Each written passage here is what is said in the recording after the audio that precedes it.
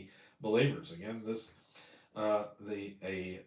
great many churches make a great deal of having a fund for the poor, but how much do they use it? God expects us to share what He has given to us with fellow believers who are in need.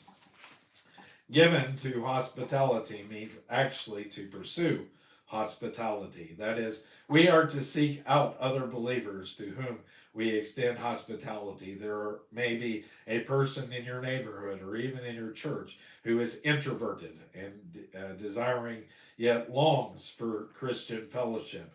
We are to look him up and extend our fellowship to him. There's been a guy who just started coming to our CR. I've been working on him, and he is this person. Bless them which persecute you. Seems to be a needless interjection for believers. Surely one believer could not persecute another, or would he?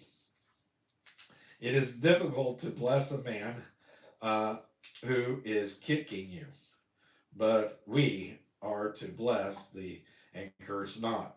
And again, I say be careful who we think are believers or not, but it's hard to see one that would persecute us, but I guess there is. Verse 15, rejoice with them that do rejoice, and weep with them that weep. Be of a good mind one toward another. Mind not high things, but condescend to men of low esteem.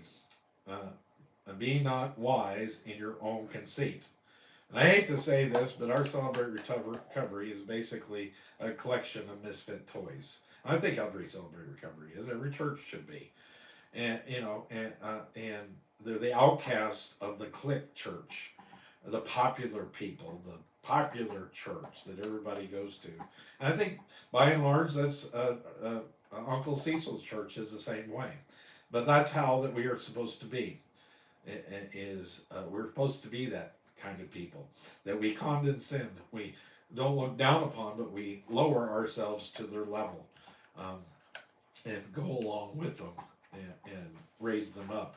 Rejoice with them that do rejoice. The world's motto is laugh, and the world laughs with you. Weep, and you weep alone.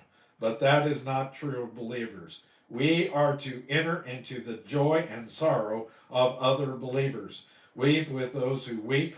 Be of the same mind one toward another. Doesn't mean, unfortunately, of thought, but that we are to have the mind of Christ. Believers ought to enter emotionally into the lives of other believers. I think that is something that makes genuine Christians so wonderful. We want to, as the world is, we want to not allow, there's this new thing of positive thinking religion, and we don't want anybody negative around us. You're a hypocrite.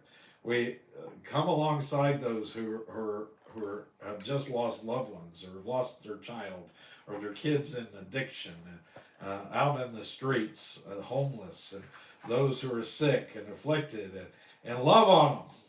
For goodness sake.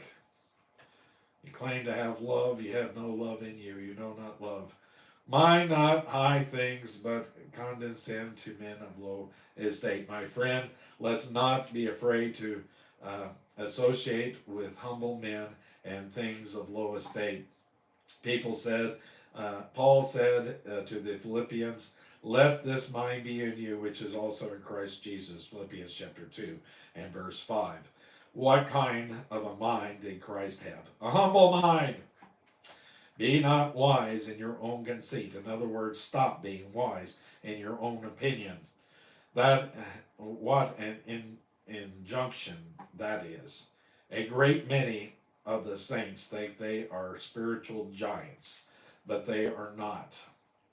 Solomon, who was a man with the wisdom of God, gave a very interesting injunction. Seekest thou a man wise in his own conceit? Seest thou a man wise in his own conceit? There is more hope of a fool than of him. Proverbs 26 and verse 12. I wouldn't dare say a thing like that, but Solomon said it. That concludes this section.